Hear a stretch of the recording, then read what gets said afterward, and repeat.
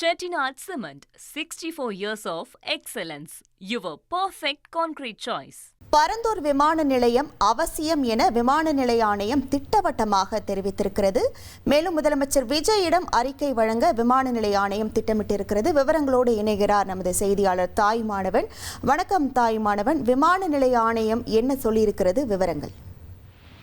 பரந்தூர்ல சென்னைக்கான இரண்டாவது விமான நிலையம் அமைப்பது தொடர்பாக பல்வேறு பணிகள் என்பது கடந்த திமுக ஆட்சி காலத்திலிருந்து மேற்கொள்ளப்பட்டு வந்தது. குறிப்பா நிலம் கையகப்படுத்தல் பணிகள் என்பது நடைபெற்று வந்த ஒரு சூழல்ல தாவேகா ஆட்சி அமைந்த பிறகாக முதலமைச்சர் விஜய் அவர்கள் தற்போது அந்த நிலம் கையகப்படுத்தக்கூடிய பணிகளை நிறுத்தி வைத்திருக்கிறார்.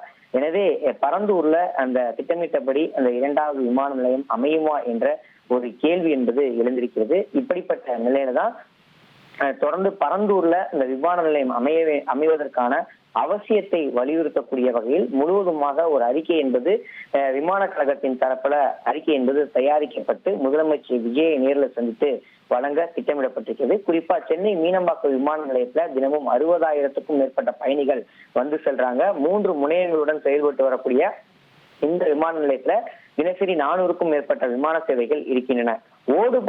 ஓடுபாதை இருந்தாலும் கூட இயக்க சிக்கல்கள் மற்றும் மேம்பாட்டு பணிகளுக்காக நிலம் கையகப்படுத்த முடியாத ஒரு சூழல் என்பது இந்த பகுதியில் நிலவுகிறது.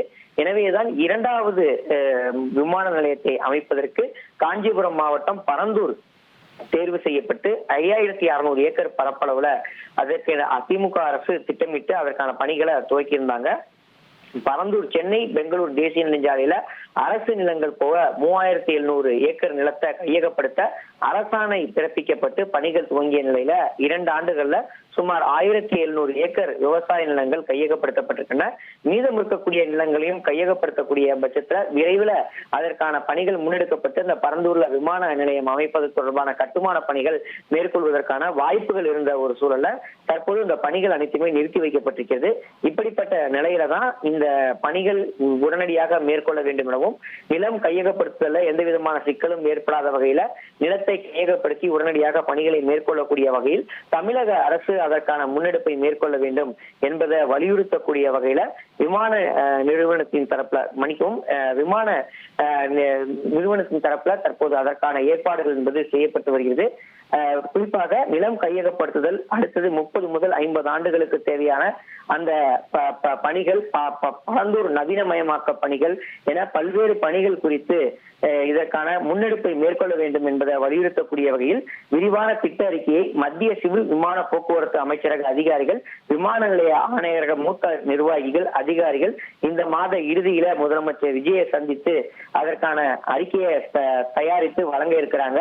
தொடர்ந்து திட்டத்தை செயல்பாட்டிற்கு கொண்டு வருவது தொடர்பாக பல்வேறு ஆலோசனைகளிலும் ஈடுபட இருக்கிறாங்க. அது குறித்தான அறிவிப்பு தான் தற்போது வெளியாகி இருக்கிறது. விவரங்களுக்கு நன்றி தாய்மானவன். Chettinad Cement, 64 years of excellence. Your perfect concrete choice.